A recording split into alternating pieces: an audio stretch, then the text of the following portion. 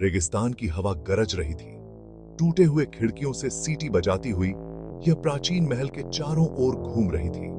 राजमहल, वे इसे कहते थे। भव्यता का महल अब खौफनाक सन्नाटे में डूबा हुआ है। स्थानीय लोग भूतिया घटनाओं की बात करते थे। महल के मैदान में भटकती हुई एक बेचैन आत्मा की फुसफुसाहट। अंधेरा होने के बाद ही कुछ लोगों ने पास जाने की हिम्मत की। महल के आसपास कई कहानियां थीं, विश्वासघात और धोखे की कहानियां। एक राजा को कैसे अन्याय से गद्दी से हटा दिया गया, उसकी आत्मा को सुकून की तलाश थी। सच्चाई समय और फुसफुसाहट की परतों के नीचे दबी हुई थी, उजागर होने की प्रतीक्षा में। राहुल एक युवा पत्रकार था जिसे सच्चाई की प्यास थी।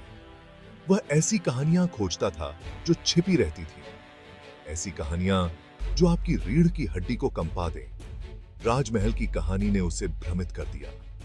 उसने महल और उसके रहस्यों के प्रति एक अजीब सी खिंचाव महसूस की। मैंने महल में एक रात बिताने का फैसला किया, किंवदंतियों के पीछे की सच्चाई का अनुभव करने के लिए। यह एक कठिन काम था, लेकिन मैं आसानी से विचलित नहीं हुआ। अपने कैमरे और एक नोटबुक के साथ मैं महल की ओर चल पड़ा। डूबते सूरज ने लंबी अशुभ परछाई डाली।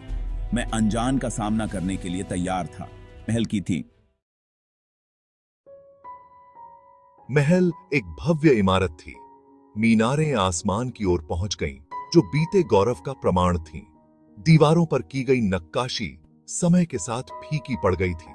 ऐसा लग रहा था कि हर पत्थर कोई न कोई कहानी कह रहा हो, प्यार, नुकसान और विश्वासघात की कहानी। मैं महल में घूमता रहा। मैंने भव्य हॉलवे का पता लगाया, जो अब उजाड़ और गूंज रहे थे। मैंने धूल भरे कक्षों में झांका, उनके द्वारा एक बार धारण किए गए जीवन की कल्पना की। इतिहास के बोझ से हवा भारी हो गई।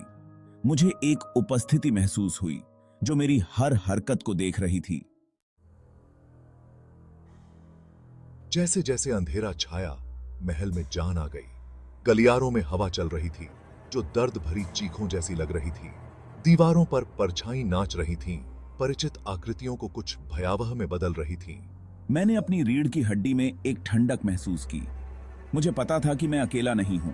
अचानक उसने एक आवाज सुनी, दालान में गूंजती एक गहरी शोकाकुल आवाज। यह विश्वासघात की, खोए हुए राज्य की, प्रतिशोध की प्यास की बात करता था। ऐसा लग रहा था कि आवाज दीवारों से ही आ रही है। राहुल ने आवाज का पीछा किया।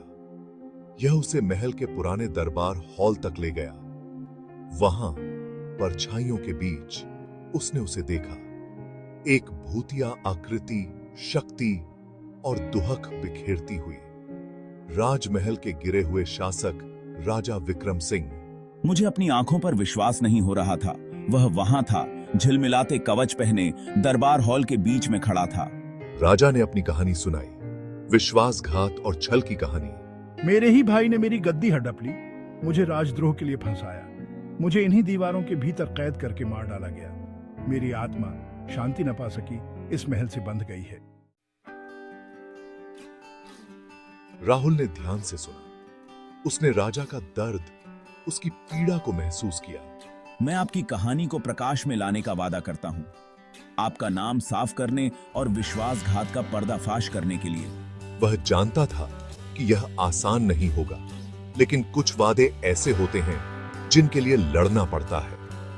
महल से बाहर निकलते हुए राहुल ने उद्देश्य की भावना महसूस की। वह अपना वादा निभाएगा। वह गिरे हुए राजा के लिए न्याय की गुहार लगाएगा। वह यह सुनिश्चित करेगा कि राजा विक्रम सिंह की कहानी सुनी जाए। जैसे ही मैं चला गया, मुझे ऐसा लगा जैसे मैंने हवा में एक फुसफुसाहट सुनी हो, कृतज्ञता की फुसफुसाहट, शांति की। राजा आखिरकार आराम कर सका। आपने सुना राजमहल की रहस्यमयी रात। उम्मीद है ये कहानी आपको पसंद आई होगी। ऐसी और कहानियों के लिए हमारे साथ जुड़े रहें।